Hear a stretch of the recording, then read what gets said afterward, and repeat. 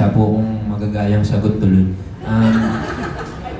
Ah, Positive naman po. Okay lang po na natatawag ng Nepo Baby since totoo naman po siya. Pero pwede ko naman din pong ipakita sa ibang paraan yung salitang Nepo Baby rin po. Dahil syempre nanggaling po ako sa family ng Quezon and kilala po sila. So medyo mas madali rin po talaga makapasok sa buhay ng pag-aartista. And ang pinakagagawin ko na lang po is improve and ipakita yung kaya ko dahil nandito po ako ngayon at dapat po patunayan ko na kaya ko. Thank you. Ikaw na. Ako na ba? Okay, sige. Thank you. Ako naman, for me, Nepo Baby is just a word.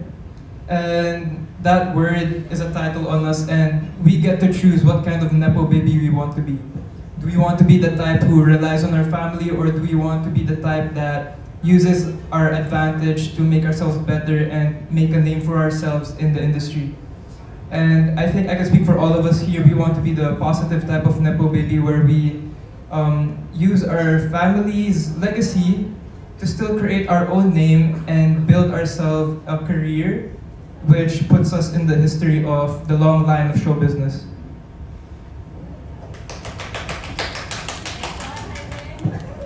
I think there's such a negative connotation around Nepo Baby.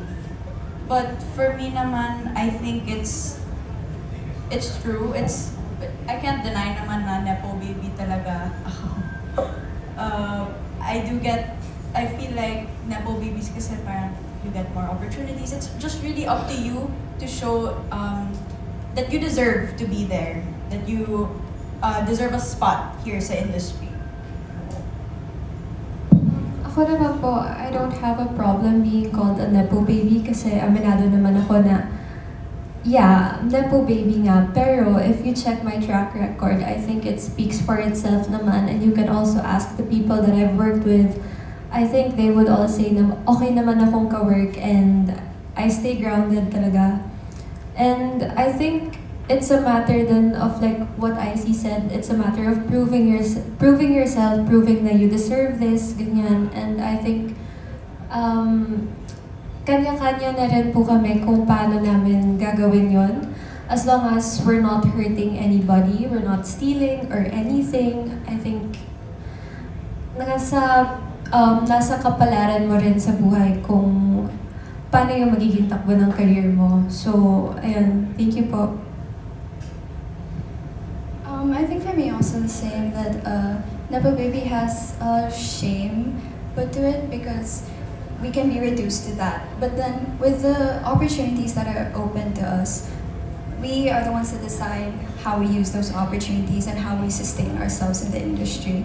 So for me, it's about proving ourselves time and time again, showing up when we need to be there. Thank you. Sa akin naman po, wala naman po akong problem sa tinatawag ko akong Nepo kasi to be honest, super proud po ako doon kasi tinatawag po nila akong Nepo Baby at yung parents ko po and family ko ay marami na po nagawa sa industry, marami na po sila napasaya. So para po sa akin, tinitake positive ko na lang po na gusto ko dagdagan palalo yung mga nagawa nila sa industriya at mapasaya po ang maraming tao. Maraming salamat po. Hi, Po. I think, of course, being a Nepo Baby, I mean, it's not a choice, and I think that's something that we all will have to live with.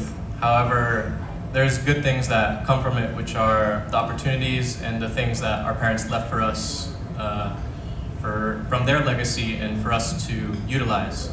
And so I think with that, we could turn those into great things for other people and to continue helping others too. Hello. I believe that being a Nepo Baby, it doesn't really mind me that much because I can prove that I can be a good one, okay? So that's why it doesn't really bug me that much.